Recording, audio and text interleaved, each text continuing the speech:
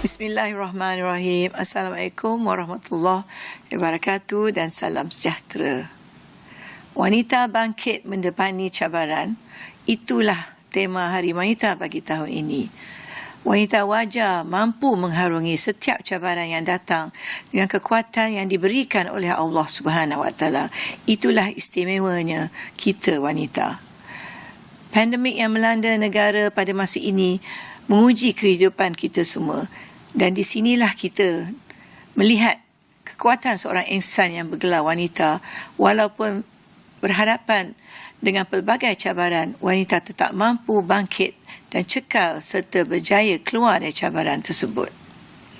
Bersempena dengan Hari Wanita yang akan disambut pada 8 hari bulan Mac 2021, saya ingin menyeru agar kita semua menghargai wanita, sayangi, hormati dan berlemah lembutlah dengan mereka.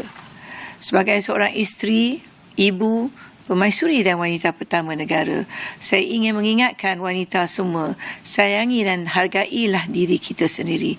Love yourself. Dan dengan ini, anda akan menjadi insan bahagia yang hebat. Wanita yang bahagia sudah pasti mampu membawa kebahagiaan kepada semua insan di sekelilingnya. Akhir kalam, marilah kita bersama-sama menjaga kesihatan kita dan keluarga, baik kesihatan fizikal maupun mental. Dan akhir kalam, sejahtera wanita, sejahteralah negara. Selamat Hari Wanita buat semua wanita di Malaysia. Sambutan Hari Wanita Sedunia, juga dikenali sebagai Hari Wanita Antarabangsa, disambut setiap tahun pada 8 Mac bagi menghargai peranan wanita dalam pelbagai bidang. Assalamualaikum, salam sejahtera. Ruang bicara kita mulakan untuk malam ini untuk kita bincangkan, kita bangkitkan topik berkaitan dengan wanita. Wanita bangkit mendepani cabaran. Kita akan kupas pelbagai isu yang melingkari kehidupan wanita masa kini. Tidak kiralah wanita itu sama ada seorang isteri, seorang ibu, seorang kakak, adik dan sebagainya. Kita perlu berikan tumpuan, prihatin dengan keperluan mereka, kasih sayang, bersesuaian dengan peranan mereka yang memikul pelbagai tanggungjawab selama ini. Jadi untuk membincangkan perkara ini, Ruang Bicara mengangkat perbincangan Wanita Bangkit Mendepani Cabaran. Kita bersama-sama dua orang wanita istimewa, wanita hebat di studio. Kita bersama-sama Yang Berhormat Datuk Hajah Siti Zailah Muhammad Yusof yang merupakan Timbalan Menteri Pembangunan Wanita, Keluarga dan Masyarakat. Assalamualaikum, YB. Waalaikumsalam. Ya, selamat Hari Wanita. Selamat Hari Wanita. Ya, terima kasih kerana bersama-sama kami untuk malam ini. Saya pun terima kasih juga kerana sudi menjemput bersama pada malam ini. Ya, sama-sama kita raikan wanita malam ini, YB. Ya, dan di hujung sana kita ada Profesor Datin Dr. Nurizan Abdul Razak yang merupakan Profesor Literasi Digital dan E-Learning Fakulti Sains Sosial dan Kemanusiaan Universiti Kebangsaan Malaysia, juga merupakan mantan Ahli Majlis Penasihat dan Perunding Wanita Kebangsaan sesi 2018-2020. Selamat Hari Wanita, Prof. Selamat Hari Wanita. Ya, terima kasih juga kerana bersama-sama kami. Hari ini kedua-duanya memang cantik. Warna sedondon. Nampak tone warna tu kan, warna merah jambu, warna purple kan. Kita sama-sama meraihkan wanita mungkin dengan cara yang baru, dengan new normal kan. Kerana kita tahu juga dengan pandemik COVID-19 dan sebagainya. Wanita bangkit mendepani cabaran. Itu tema yang diangkat untuk tahun 2021. Mungkin kita boleh mulakan dengan YB terlebih dahulu. Dari segi apakah signifikan tema ini dipilih? YB. Bismillahirrahmanirrahim. Assalamualaikum warahmatullahi wabarakatuh. Terima kasih Diana. Apabila kita menyebut tema wanita bangkit mendepani cabaran, adalah satu suasana untuk kita mengangkat mengangkat semangat juang wanita itu dalam mengharungi cabaran hidup. Dan ini terbukti dengan sumbangannya yang begitu besar, terutama dalam suasana pandemik COVID-19. Dan sebelum itu saya nak membaca satu maksud hadis Nabi SAW. Ya, apabila seorang wanita itu menunaikan solat 5 waktu dan berpuasa di bulan Ramadan dan menjaga maruahnya dan mentaati suaminya, nescaya ia akan dibuka baginya, masuklah pintu syurga mana-mana pintu yang kamu mahu. Begitulah kemuliaan yang Allah letak kepada seorang wanita. Dan alhamdulillah kita amat berterima kasih pada hari ini. Alhamdulillah, ya amat berhormat Perdana Menteri kita telah menyempurnakan perasmian sambutan Hari Wanita Kebangsaan 2021 secara maya pada hari ini. Dan alhamdulillah sebagai tanda penghargaan kerajaan kepada sumbangan wanita wanita dan kita meletakkan tema wanita bangkit mendepani cabaran untuk menghargai sumbangan, ketabahan dan sebenarnya wanita ini adalah peranan sebenar di dalam dan di luar rumah, Ziana. Mereka lah yang berada di barisan hadapan berdepan dengan segala cabaran. Jadi sebab itulah pentingnya peranan seorang wanita untuk bangkit, untuk kuat dalam berdepan dengan apa jua cabaran, sebab kita lah yang menentukan mencorak masa depan keluarga dan anak-anak kita. Dan kita lihat ya Prof, dari segi wanita itu sendiri berhadapan dengan pelbagai cabaran yang luar biasa, khususnya tahun lepas dan juga untuk tahun ini kerana pandemik COVID-19. Dan kalau kita perincikan juga apa yang disampaikan oleh Perdana Menteri pada tengah hari tadi sebenarnya menerusi ucapan sempena Hari Wanita Sedunia, apa yang menarik perhatian Prof? Sebab dinyatakan di situ ada 5 poin penting menerusi apa yang disampaikan. Terima kasih Ziana dan Assalamualaikum warahmatullahi wabarakatuh. Selamat Hari Wanita YB ya. Alhamdulillah ya, di dalam suasana yang sangat getir ya pada tahun lepas dan hari ini kita masih dapat meraihkan Hari Wanita di mana temanya amat bertepatan lah, iaitu bangkit bersama mendepani cabaran. Jadi cabaran-cabaran yang kita hadapi ni amatlah besar ya. Salah satunya tentang cabaran ekonomi, cabaran untuk kita bekerja daripada rumah, cabaran di mana kita perlu menjaga dan juga mendidik anak-anak yang belajar dalam talian, penggunaan teknologi yang begitu menyeluruh di dalam jual beli dan juga di dalam kehidupan kita pada masa ini. Di mana kalau kita lihat sebelum ni, kita ingat 4IR tu ya YB ya, lama lagi. Tapi disebabkan COVID-19 ni rupanya dah jadi semalam. Hari ni kita dah kena pandai dah ya di dalam segala segi. Jadi yang amat berhormat Perdana Menteri kita tadi juga menceritakan banyak tentang memperkasakan ya, memperkasakan wanita, dan salah satu yang saya lihat amat penting ialah pemerkasaan ini amat penting untuk membantu wanita menaikkan literasi mereka untuk dia menggunakan teknologi dengan sebaiknya dan seterusnya dapat mendidik ahli keluarganya di rumah supaya apabila kita bangkit, kita tak bangkit seorangan. Bila kita bangkit satu keluarga, bangkit dengan anak-anak, bangkit dengan suami, bangkit dengan satu masyarakat, satu komuniti perlu bangkit. Barulah kita boleh maju dan juga kita dapat menghadapi COVID-19 ini. Okey, itu satu perkara. Tapi dalam masa yang sama, YB Datuk, kita lihat tugas untuk memperkasakan wanita ni perlu diperkemaskan lagi juga. Seperti dinyatakan oleh Tan Sri Muhyiddin Yassin. Kerana kebanyakan wanita masih lagi terbelenggu dengan pelbagai isu, contohnya stigma, stereotip. Mungkin YB boleh kongsikan di sini, kenapa wujudnya lagi stigma semikian dalam kalangan wanita, seolah-olah ada diskriminasi di situ. Ya, terima kasih Ziana. Dalam berdepan dengan cabaran ini, wanita sendiri mesti kuat. Kuat untuk bangkit dalam berdepan dengan cabaran. Dia mesti mempersiapkan diri dengan ilmu, dengan kemahiran supaya mereka boleh bersaing. Sebab itulah kita tengok dalam pengumuman yang disebutkan oleh Yang Berhormat Perdana Menteri pada hari ini, bagaimana kerajaan menyediakan pelbagai program untuk membangkitkan wanita untuk sama dalam berdepan dengan cabaran ini. Contohnya dari bidang ekonomi, kerajaan menyediakan program My Kasih Capital, di mana suntikan modal perniagaan bagi mereka yang berkelayakan dan mensasarkan hampir 2,000 penerima. Dan begitu juga dalam untuk wanita berani dalam berdepan dengan cabaran. Contoh sekarang ini kita tengok banyak berita-berita yang menyayat hati, membawa kepada penderaan sehingga kehilangan nyawa. Sebab itulah kita di Kementerian Pembangunan Wanita, Keluarga dan Masyarakat, kita mewujudkan skuad wajah. Dan alhamdulillah skuad wajah ini adalah skuad wanita anti jenayah, di mana skuad ini kita buat kerjasama dengan PDRM untuk kita menangani isu-isu jenayah bagi menghentikan apa jua bentuk keganasan terhadap wanita. Dan juga kita tengok apa yang disebut oleh Yang Berhormat Perdana Menteri, iaitu bagaimana kena wujudkan dalam keluarga itu rasa kebertanggungjawabaan bersama antara suami dan isteri dan pasangan. Sebab tanggungjawab mendidik bukan semata-mata untuk isteri, tanggungjawab jaga anak-anak bukan untuk isteri, suami juga bertanggungjawab. Jadi sebab itulah kerajaan sedang mempertimbangkan melalui Jabatan Perkhidmatan Awam dan Kementerian Sumber Manusia untuk kesesuaian pengeluasan bekerja dari rumah untuk sektor awam dan swasta dengan bergaji penuh dalam situasi keadaan apabila keluarga uzur ataupun sakit, dalam keadaan penjagaan anak yang baru lahir, dan juga mungkin kematian pasangan. Jadi insya-Allah dengan inisiatif baru yang akan dibuat ni, saya yakin sangat membantu, terutama dalam keluarga yang berdepan dengan cabaran-cabaran atau dalam keluarga yang sedang memerlukan kepada sistem sokongan.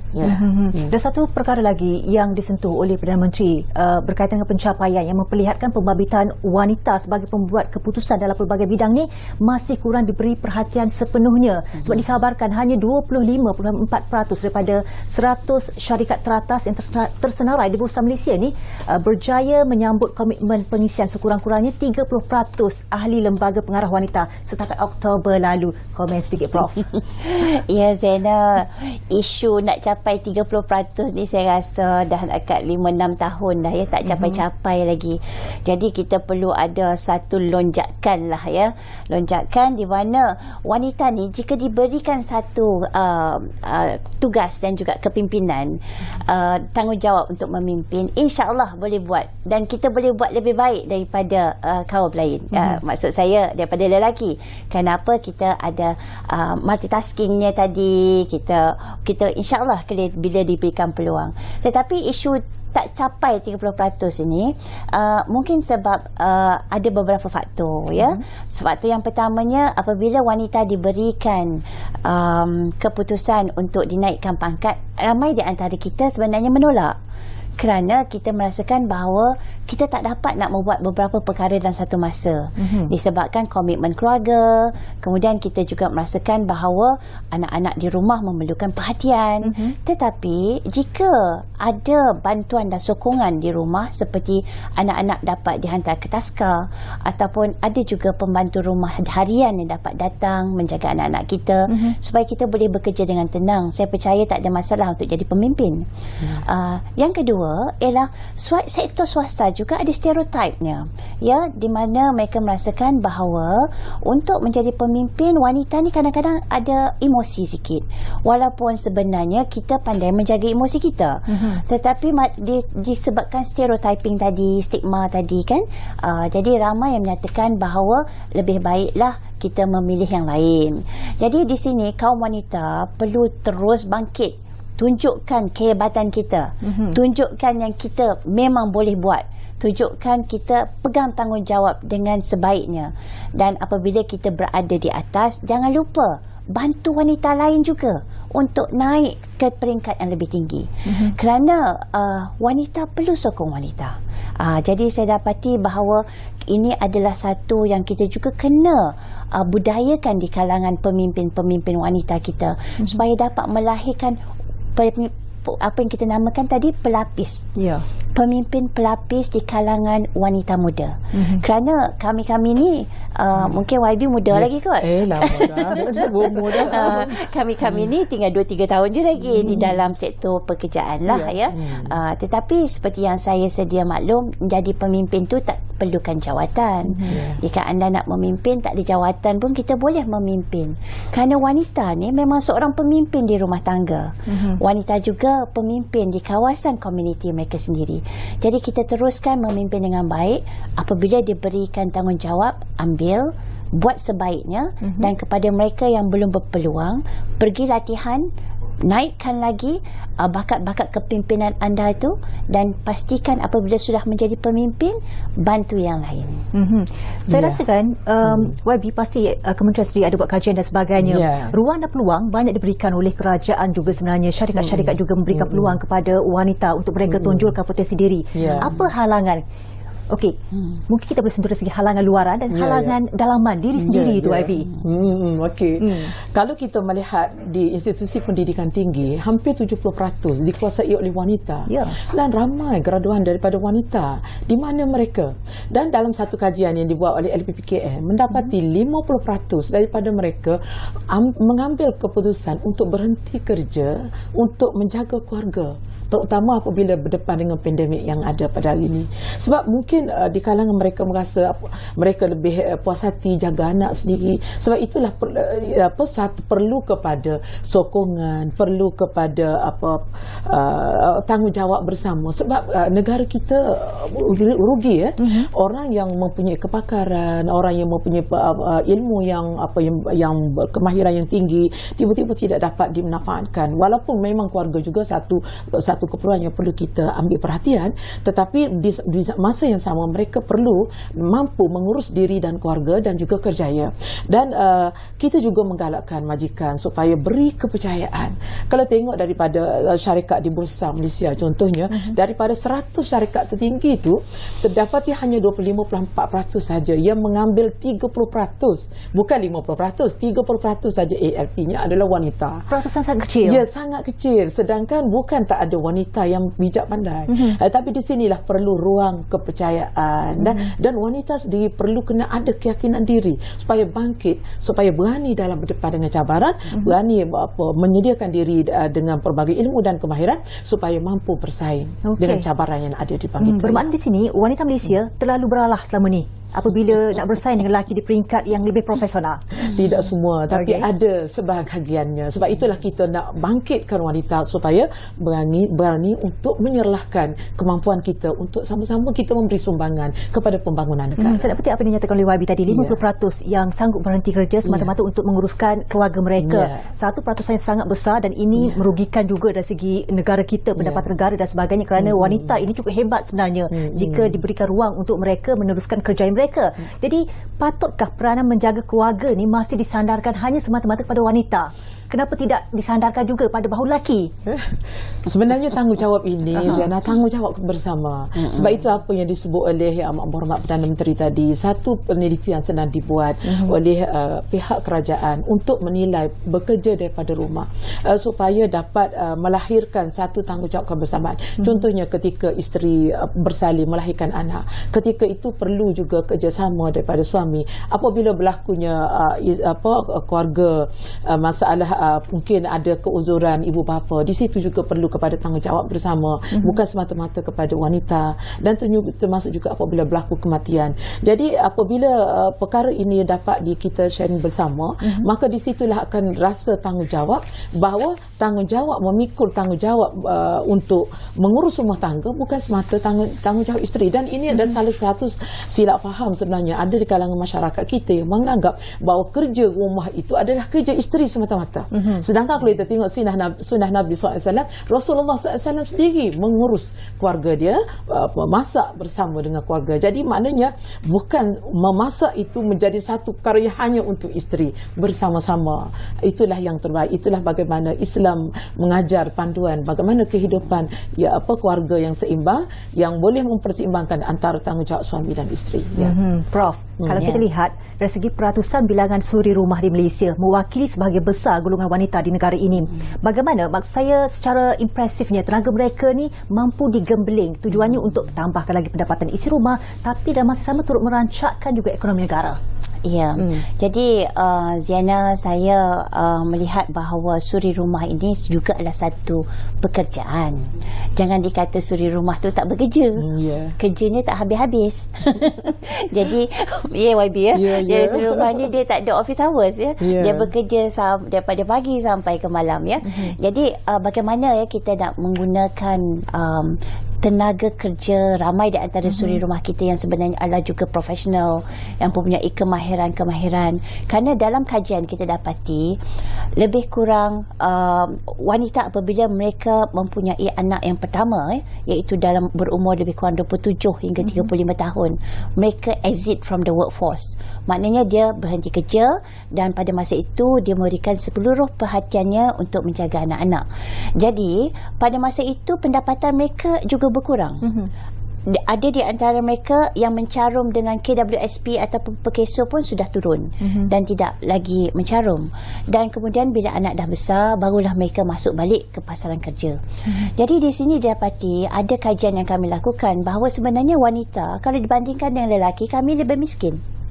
Disebabkan simpanan kita lebih kurang berbanding dengan lelaki, dan social security kita, iaitu pendapatan kita di dalam pencen dan sebagainya juga adalah kurang. Jadi di sini kita dapati bahawa perlu kita membantu suri rumah yang duduk di rumah ini untuk mendapat pendapatan sampingan juga. Dan inilah dia yang dinamakan digital economy yang dibawa oleh Yang Beramat Berhormat Perdana Menteri kita di dalam ucapan dia pada hari ini, menggalakkan wanita di dalam perniagaan atas talian. Dan kalau kita dapati bahawa di Malaysia ini penggunaan tiga paling tertinggi penggunaan media sosial ialah Facebooknya 91%, YouTube lebih kurang 80%, dan IG-nya 63%, dan peranti komunikasi yang paling diminati ialah WhatsApp hingga lebih kurang nearly 100%, iaitu 98%, FB Messenger 53%, dan Telegram disebabkan banyak juga MySejahtera, maklumat-maklumat dalam Telegram meningkat 40%. Jadi kepada mereka yang mempunyai literasi digital yang agak rendah, menggunakan peranti komunikasi itu sudah cukup untuk mereka berjual beli. Baiklah, Prof dan juga YB, kita perlu berehat seketika. Lepas ni kita sambung lagi untuk wanita bangkit mendepani cabaran. Kita berehat seketika. Wanita bangkit mendepani cabaran. Selamat Hari Wanita 2021. Wanita Wajah Negara.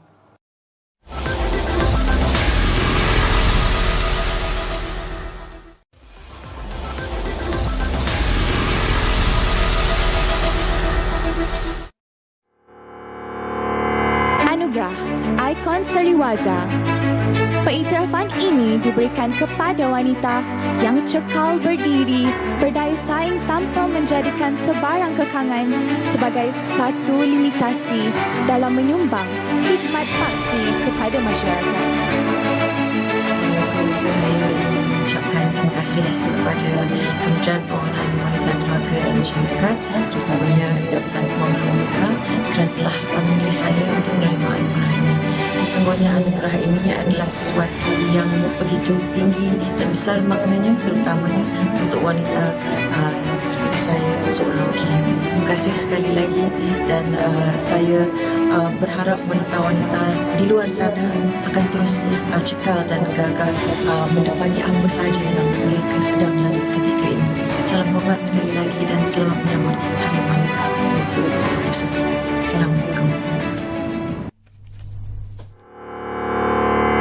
Anugerah Ikon Insani.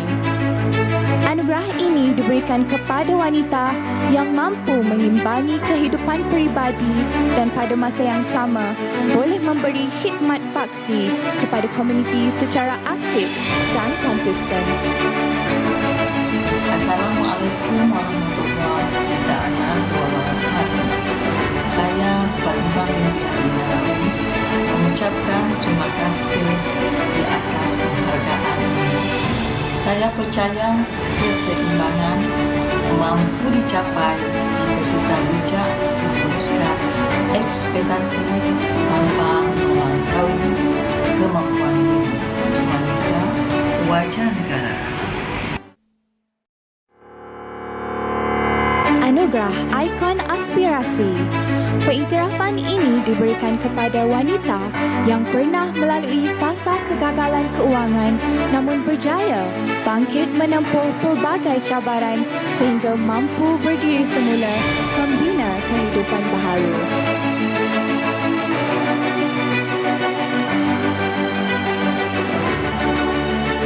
Terima kasih di atas anugerah ini. Pada wanita di luar sana, jangan malu untuk mengubah nasib kita. Wanita bangkit mendepani cabaran.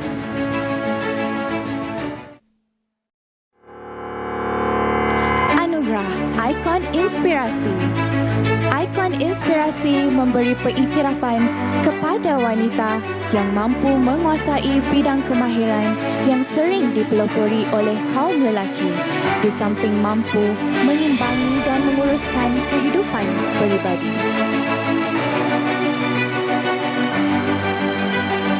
Dengan menganugerahkan ini, saya berharap boleh memberi inspirasi kepada lebih ramai wanita untuk menceburi bidang yang didominasi oleh kaum lelaki. Wanita Wajah Negara.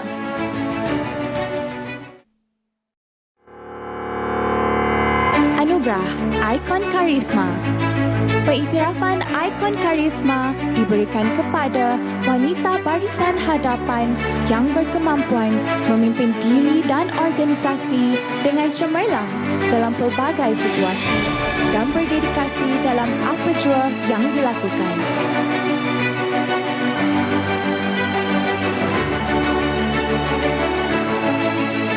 Saya menerima anugerah ini bagi pihak semua frontliners wanita yang telah menyumbang masa dan tenaga demi negara tercinta. Kita pasti menang. Ya, itu dia Anugerah Wanita Wajah 2021. Untuk ruang bicara kita bawakan topik wanita bangkit mendepani cabaran bersama-sama dua orang wanita hebat. Ada bersama-sama saya, kita ada Wahibi Datuk Hajah Siti Zailah Muhammad Yusof. Kita juga ada Profesor Datin Dr. Norizan Abdul Razak. Okey, kita dah lihat sendiri mereka yang telah pun dianugerahkan untuk Anugerah Wanita Wajah 2021. Dan kita tahu juga kalau di Malaysia ni untuk sambutan Hari Wanita tidaklah diisytiharkan sebagai cuti umum dan sebagainya, tapi dari segi acara, aktiviti tetap ada untuk menghargai kaum wanita itu sendiri. Mungkin di sini bagaimana kementerian sendiri mengiktiraf sumbangan dan juga pencapaian wanita-wanita hebat di Malaysia? Ya, terima kasih Ziana. Alhamdulillah. Pertama kali kami mengucapkan setinggi-tinggi tahniah lah, terutama kepada ikon-ikon yang telah berjaya mendapat Anugerah Wanita Wajah 2021. Kementerian Pembangunan Wanita, Keluarga dan Masyarakat sangat menghargai dan mengiktiraf sumbangan dan pencapaian wanita-wanita hebat di Malaysia.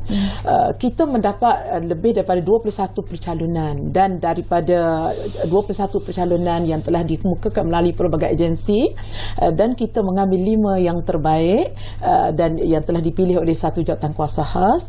Dan Alhamdulillah anugerah ini kita telah kategorikan kepada 5 kategori, dan saya mengambil kesempatan ini mengucapkan tahniah kepada pengarah agensi berita negara bernama iaitu YB Senator Datuk Ras Adiba Muhammad Razi, yang telah mendapat pengiktirafan juga sebagai ikon Seri Wajah, iaitu untuk mengiktirafkan bagaimana peranannya, bagaimana keadaan kekurangan fizikalnya tidak menjadi penghalang untuk terus berjaya. Dan beliau di antara soalan aktif kalau di Dewan Negara selalu bertanya soalan, saya selalu menjawab soalan-soalan daripada beliau. Begitu juga kita tengok bagaimana ikon insani, bagaimana seorang peniaga yang kerja sendiri, berniaga makanan, tetapi bangkit, dan bukan setakat bangkit untuk bangkit daripada kegagalan dan kesusahan hidup, tetapi aktif menyumbang dan berbakti kepada masyarakat. Ini yang kita nak jadikan contoh kepada masyarakat di luar sana. Dan begitu juga kita tengok bagaimana pengusaha Cendol Power berjaya keluar daripada muflis dalam keadaan dia berdepan dengan cabaran kewangan yang begitu mencabar, tetapi dia mampu mengurus kewangannya sehingga dengan baik, sehingga dia dapat mengatasi masalah yang dihadapi. Dan begitu juga ikon-ikon yang dipilih termasuk juga ikon inspirasi, bagaimana seorang wanita yang berani mencabar bidang kemahiran teknikal yang biasanya dipelopori oleh kaum lelaki, tapi mampu dihadapi walaupun dia seorang wanita. Dan begitu juga kita tengok frontliners yang berjaya berdepan dengan segala cabaran COVID-19 sejak daripada gelombang pertama sampai hari ini. Mereka bekerja siang malam tanpa penat adalah demi untuk menyelamatkan nyawa masyarakat. Jadi mereka ini adalah wanita-wanita hebat. Sebenarnya ramai lagi Ziana wanita-wanita hebat yang di luar sana. Kalau kita nak bagi anugerah rasanya semuanya layak. Tetapi yang kita pilih adalah sebagai contoh inspirasi kepada generasi muda supaya sama-sama kita memberi sumbangan yang terbaik untuk kebajikan, untuk kepentingan masyarakat di sekeliling kita, insya-Allah. Dan pemilihan ikon-ikon ini pastinya bukan dilakukan secara mudah, bukan sewenang-wenangnya kan, sebab untuk mencari contohnya yang ikon insani dari segi keseimbangannya kan, ikon aspirasi dari segi keuangannya, ikon inspirasi dari aspirasi keuangan, inspirasi dari segi kemahiran, dan ikon karisma kepimpinan kendiri. Dan kita mengambil juga dari berbagai kaum dan termasuk juga daripada di Sabah Sarawak. Jadi maknanya kita tidak hanya memilih satu kaum semata-mata. Okey. Dan kalau kita melihat kepada wanita, wanita walaupun bergelar sebagai seorang suri rumah maupun bekerja sebagai penjual awam ke dalam sektor swasta dan sebagainya, kita lihat wanita ni dalam tempoh masa sekarang ramai bekerja dari rumah dan sebagainya, Prof. Jadi apa antara inisiatif kerajaan dalam masa terdekat yang Prof lihat memudahkan golongan wanita untuk bekerja dari rumah tanpa perlu mengabaikan keluarga? Jadi kalau kita lihat dari segi inisiatif yang pertama tu berkaitan dengan pendigitalan ya. My Digital, di mana banyak inisiatif dan bantuan-bantuan pendigitalan diberi oleh kerajaan kepada, bukan hanya kepada wanita, kepada semua. Jadi masa inilah ya rakyat Malaysia perlu merebut peluang mereka yang di dalam IKS, industri kecil dan sederhana, perniagaan mikro yang banyak dipelopori oleh wanita. Saya rasa ini adalah waktu yang paling sesuai untuk mereka memulakan pendigitalan dan untuk mereka memulakan perniagaan daripada rumah menggunakan teknologi sebaiknya ya. Jadi untuk melahirkan usahawan-usahawan yang menggunakan teknologi, iaitu dipanggil netpreneur ni, bukanlah satu perkara yang hari ni kita ajar besok boleh jadi. Jadi kita kena bantu mereka dari segi bagaimana mendapatkan literasi keuangan yang baik, bagaimana untuk mengambil gambar produk yang baik dan jelas, bagaimana untuk membuat posting, menetapkan harga, menggunakan logistik, iaitu penghantaran produk-produk mereka ke tempat lain ya. Jadi di sini kita lihat wanita-wanita suri rumah ini perlulah mempunyai masa untuk mereka belajar bagaimana menjadi seorang usahawan atas talian yang baik. Kerana di sini dapat membantu pendapatan keluarga dan mereka juga tidak perlu keluar daripada rumah ya. Mereka boleh melakukan di dalam community mereka, di dalam rumah tangga mereka. Jadi saya rasa PKP yang hampir dah 1 tahun ni kan, ramai yang sudah agak selesa untuk bekerja daripada rumah dan kami di universiti merasakan bahawa produktiviti kami dari segi membuat penyelidikan, dari segi untuk menulis penerbitan makin meningkat ya. Dan kita juga melihat bahawa perhubungan kita dengan anak-anak dan suami juga makin rapat. Jadi ada juga di antara wanita yang apabila di dalam keadaan begini, mereka mengalami mental stress kerana apabila terlalu lama bersama dengan seseorang di dalam rumah dia cepat bergaduh, dia cepat menjadi sesuatu yang agak tidak selesa. Jadi di sini ada juga kajian yang menunjukkan bahawa mental stress di kalangan wanita meningkat di masa PKP. Kita juga dapati bahawa mereka yang berhenti kerja atau diberhentikan kerja menggunakan platform teknologi ini untuk menambahkan pendapatan mereka. Ada kes yang kita dapati bahawa mereka pernah bekerja dalam golongan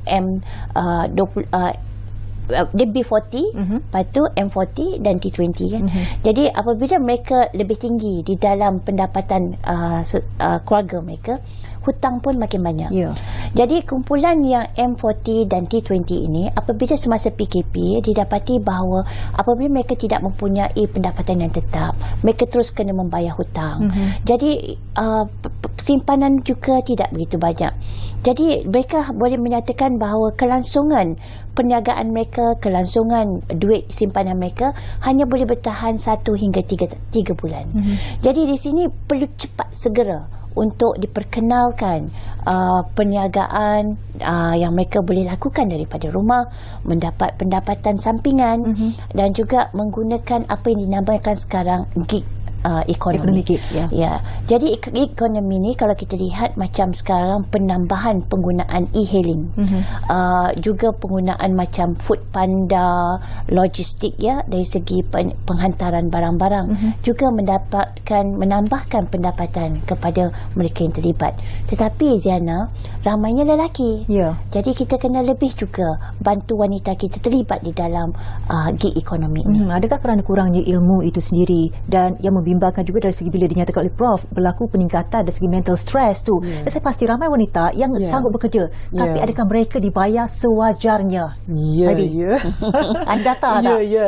Kalau kita lihat ada dalam satu kajian menyebutkan lebih daripada 60% wanita mereka memberi sumbangan tanpa bayaran. Maknanya mereka bekerja tapi bekerja yang tidak ada kos bayaran kepada mereka. Ini melihat bagaimana pengorbanan mereka mereka yang begitu besar.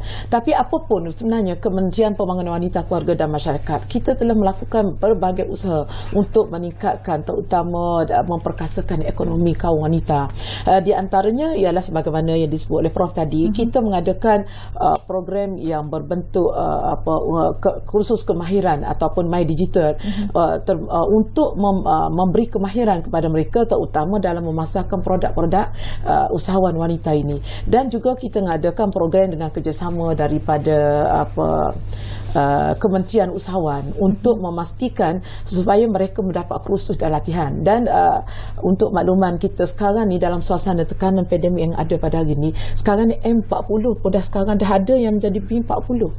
Sebab tekanan kehidupan ada di kalangan mereka, ada yang kehilangan pekerjaan, ada juga yang mereka apabila perniagaan mereka terjejas. Jadi sebab itulah kita mengadakan pelbagai program, termasuk program tekun melalui pinjaman tekun. Kita ada juga program yang kita melalui dia panggil Temanita, atau juga program Sweet ini melalui bersama dengan Medek, bersama dengan kerjasama PNS, dan banyak lagi latihan-latihan yang khusus. Dan begitu juga pakej rangsangan yang kita buat melalui projek Penjana, Prihatin, Perma yang dilaksanakan oleh kerajaan adalah semata-mata untuk kita membantu golongan ini supaya mereka dapat mampu bangkit daripada suasana yang ada dalam mendepani cabaran yang ada di depan, terutama dalam musim pandemik yang ada pada hari ini.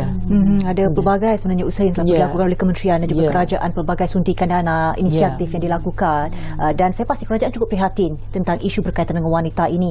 Dan kalau kita melihat satu lagi isu yang sudah agak lama, Prof, membelenggu masyarakat sekarang, satu kaedah yang lebih memudahkan untuk orang awam, khususnya suri rumah misalnya, untuk mereka menceburkan diri dalam perniagaan. Dan kita tahu banyak pinjaman kredit disediakan oleh kerajaan maupun pihak bank, tapi ada kedengaran permohonan golongan ini ditolak dengan pelbagai sebab, seperti tak ada sejarah kredit lampau, tiada slip gaji, tak ada credibility. Jadi bagaimana sebenarnya saluran yang terbaik, ataupun mungkin ada cadangan supaya mereka ni didedahkan dengan informasi yang sepatutnya, di mana mereka boleh dapatkan segala bantuan untuk mereka meneruskan kelangsungan hidup dan menjana ekonomi keluarga.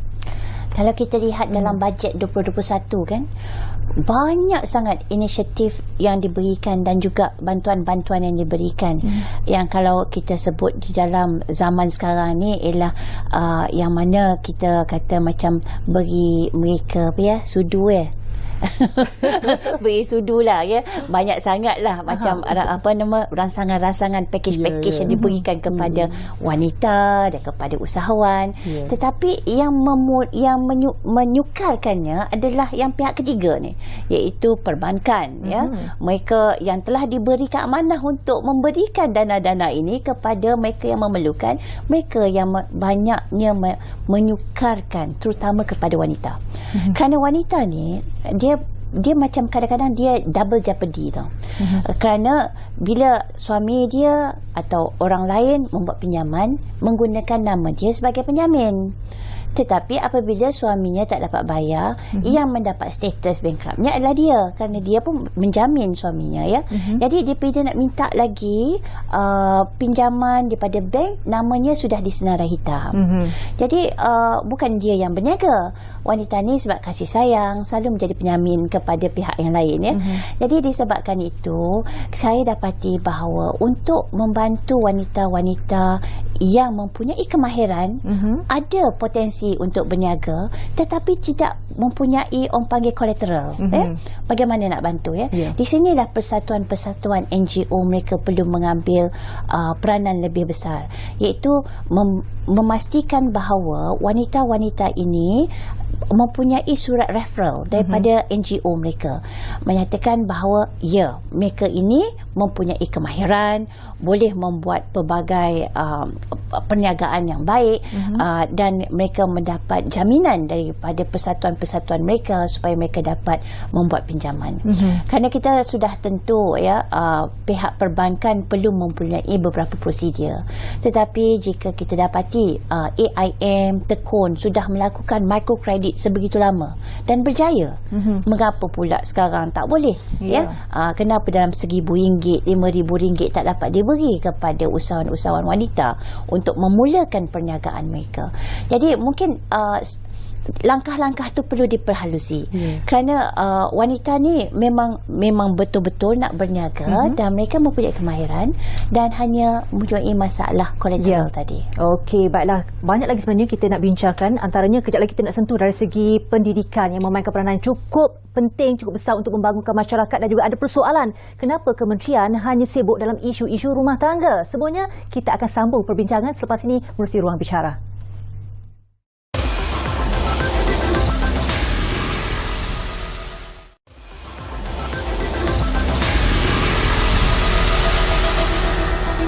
Wanita bangkit menepani cabaran. Ayuh wanita, untuk kita teruskan lagi bual bicara kita untuk malam ini. Kita nak sentuh pula berkaitan dengan pendidikan. Sebab kita tahu YB dan juga Prof, pendidikan memainkan peranan cukup besar untuk membangunkan masyarakat. Walaupun ianya dianggap sebagai isu yang lapuk, namun apa inisiatif kementerian yang dilihat menggalakkan pendidikan kepada golongan wanita walaupun mereka ni suri rumah? Sebab ada persoalan pelbagai juga yang kita dengarkan, kenapa kementerian hanya sibuk dalam isu-isu rumah tangga, isteri terabai, isteri dipukul suami. Jika pendidikan kuat melatari hidup mereka, bukankah ia dapat diatasi dengan mudah?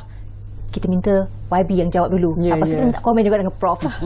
Okey, terima kasih. Alhamdulillah. Isu pendidikan sebenarnya adalah isu yang paling penting dan teras sebenarnya dalam pembangunan sebuah negara. Tanpa ilmu, mana mungkin kita boleh membangunkan negara dan bangsa.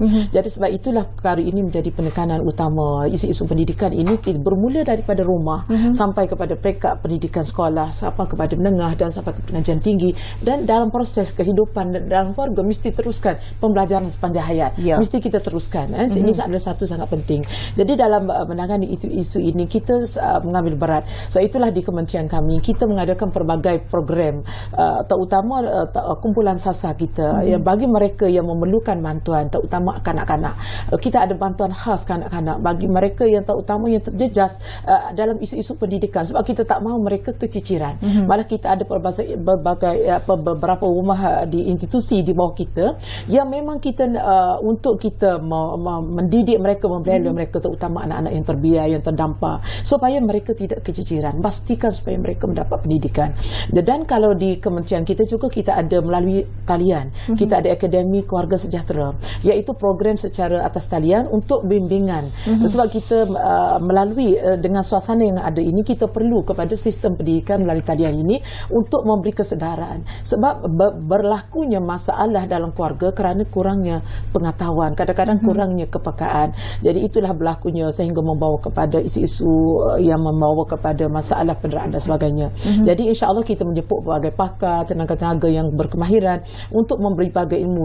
Kita ada pelbagai modul, termasuk modul awal perkahwinan sampai kepada modul datuk dan nenek pun ada melalui lembaga LPPKN kita untuk memberi ilmu kepada masyarakat betapa pentingnya kesedaran dan kepahaman tanggungjawab dalam kita menjadi terutama kalau dia sebagai ibu bapa, tanggungjawab dia sebagai ibu bapa, kalau dia sebagai nenek, tanggungjawab sebagai nenek, dan kalau dia sebagai anak, apa tanggungjawab sebagai anak. Jadi kita ada pelbagai peringkat, pelbagai program, pelbagai acara yang untuk membolehkan supaya sentiasa ada ilmu. Di samping itu kita ada juga kerjasama dengan NGO untuk menganjurkan pelbagai program kesedaran, termasuk juga berkaitan dengan undang-undang supaya mereka celik undang-undang, supaya mereka tahu apa hak mereka.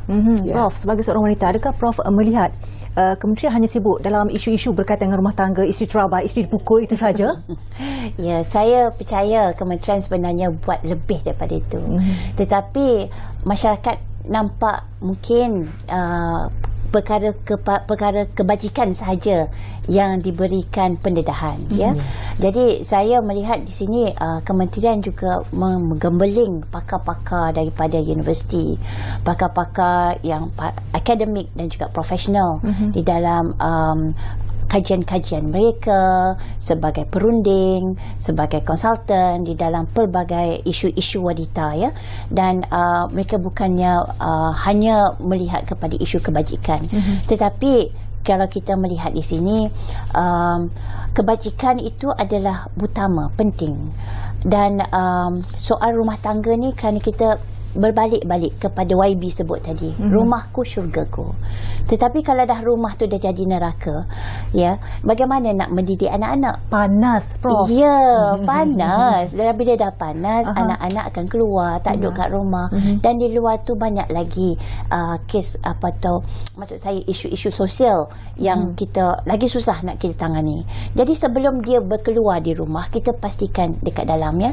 Tetapi saya rasa sebagai seorang akademik, saya melihat perlulah digunakan kepakaran wanita yang lain, ya, iaitu profesional wanita-wanita yang berjaya, ikon-ikon hebat tadi, ya. Kemungkinan mereka boleh menjadi motivasi kepada wanita-wanita pelapis, kepada wanita-wanita muda.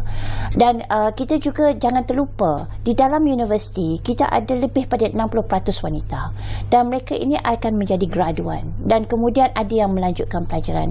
Jadi mereka ni semua akan menjadi golongan profesional masa hadapan. Jadi ini adalah sumber kekuatan, ya, sumber kekuatan sesuatu masyarakat. Jadi kita dapati bahawa memang kita nak bangunkan atau lahirkan 60,000 graduan PhD tahun 2030. Jadi sekarang kalau kita lihat di universiti pun kebanyakannya adalah wanita. Jadi PhD holders ni nanti akan menjadi satu tenaga mahir yang akan menjadi pemikir, yang akan memberikan bantuan kepada banyak-banyak pihak dari segi konsultansinya, advisory-nya, ya. Dan di sini saya nampak kementerian perlu juga menghebahkanlah, menghebahkan program-program celik pandai mereka, program-program yang bukan hanya kebajikan tetapi juga melahirkan insan-insan hebat seperti anugerah-anugerah yang telah pun diberikan pada hari ini. Dan pastinya YB, kementerian sendiri inginkan sesuatu untuk keluarkan wanita itu daripada stigma dari segi persepsi masyarakat yang membelenggu selama ini.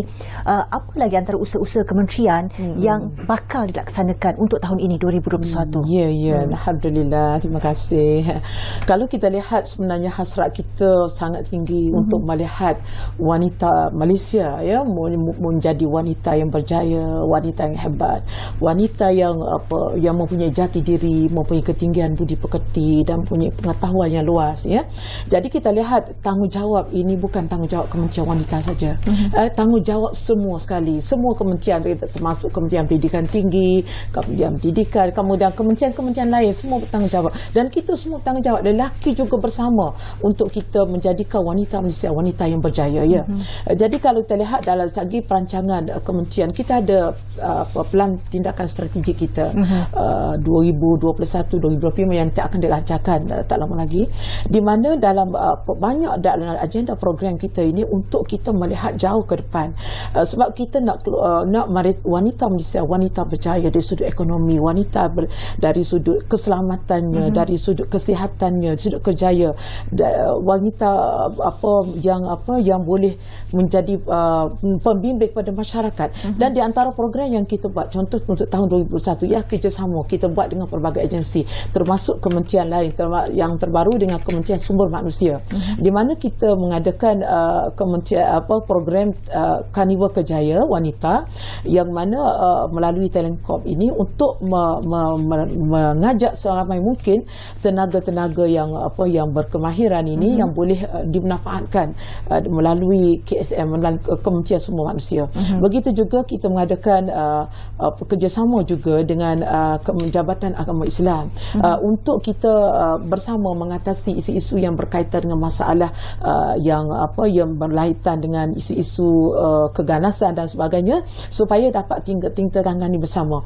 Dan begitu juga skuad wajah yang kita wujudkan, iaitu skuad wanita anti jenayah, iaitu untuk menangani isu gangguan seksual dan jenayah terhadap wanita dengan kerjasama PDRM dan juga NGO. Jadi insya-Allah banyak program yang kita buat ini untuk kita meningkatkan lagi peranan wanita, bagaimana bukan semata dalam rumah rumah tetapi juga di luar rumah. Di samping itu juga kita juga menyediakan banyak kemudahan untuk membantu tenaga kerja wanita ni supaya mereka lebih mudah, terutama di sektor awam, iaitu menyediakan dana untuk pembinaan taska baru sebanyak 30 juta ringgit yang telah diperuntukkan oleh kerajaan, dan kita akan mewujudkan iaitu One Stop Social Center di mana peruntukan telah disediakan sebanyak 21 juta untuk tahun 2021 ni untuk memudahkan supaya masyarakat boleh boleh mendapat perkhidmatan melalui One Stop Center kita yang ada ni. Jadi kita harapkan dengan ruang-ruang yang ada di samping program-program kursus-kursus dan latihan di program ekonomi ini dapat membantu wanita kita untuk sama-sama berdepan dengan cabaran yang ada. Ya. Mungkin di sini Prof mungkin boleh kongsikan juga serba sedikit berkaitan dengan kebarangkalian kementerian ada target, ada sasarannya untuk berapa ramai doktor wanita yang ingin dilahirkan oleh negara kita, ahli korporat, angkasawan ataupun skop yang lebih luas, melahirkan wanita Malaysia yang lebih maju dari segi pemikirannya, bukan wujud sindrom mesyuarat tingkap untuk buat keputusan, mendidik anak-anak di rumah kan, berjalan dalam apa jua bidang. Pendek kata multi skilling, multitasking. Namun kita dengar pandangan ahli akademik bagaimana ianya boleh dijayakan. Okey. Jadi kita sebenarnya bertuah duduk di bumi Malaysia ni ya. Kerana dari segi literasi wanita dan lelaki ya, kita amat tinggi. Lelaki lebih kurang 97% dan wanita lebih kurang 96%, tak jauh ya dari segi kita yang mempunyai literasi tinggi. Di universiti pun kita mendapati bahawa kaum wanita lebih banyak daripada kaum lelaki. Jadi untuk mencapai apa yang dinyatakan oleh Ziana tadi, saya rasa tidak mustahil.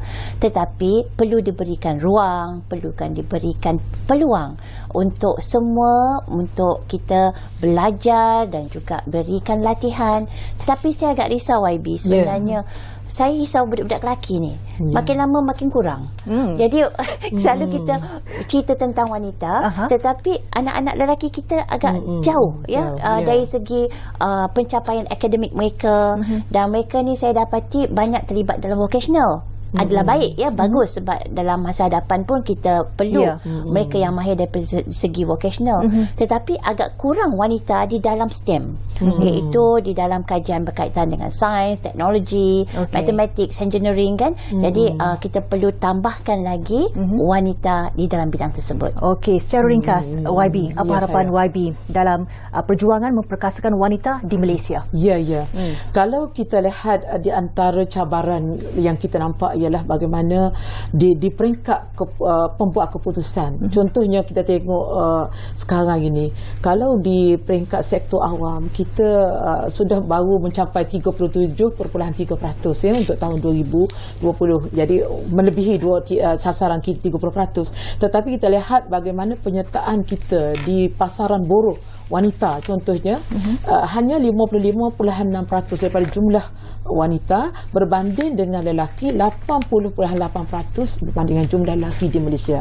Jadi sedangkan mereka ini sebagaimana Prof sebut tadilah hampir 70% wanita mempunyai pendidikan di institusi pendidikan tinggi, tetapi penglibatan mereka di pasaran buruh hanya 55%. Jadi sebab itulah kita perlu kepada keseimbangan. Jadi sebab itulah pentingnya dalam menentukan satu dasar, iaitu keseimbangan keperluan antara lelaki dan perempuan, supaya dalam kita menentukan sesuatu polisi, sesuatu perkara itu, supaya kita dapat melihat kepentingan dan keperluan sasar yang telah ditetapkan. Jadi sebagaimana yang Prof sebut tadi, maknanya kita perlu meletakkan hala tujuan jelas, dan inilah juga sebenarnya menjadi matlamat kami, ialah untuk melihat pencapaian wanita dan di masa yang sama tidak mengenepikan kepentingan kaum lelaki, sebab sumbangan kaum lelaki sangat penting dalam pembangunan negara, supaya kita dapat seimbangkan, supaya barulah kita dapat melahirkan masyarakat yang sejahtera. Ya, perlu cari titik keseimbangan di situ. Terima kasih kita ucapkan kepada YB Datuk Hajah Siti Zailah Muhammad Yusof, Timbalan Menteri Pembangunan Wanita, Keluarga dan Masyarakat. Terima kasih juga kepada Profesor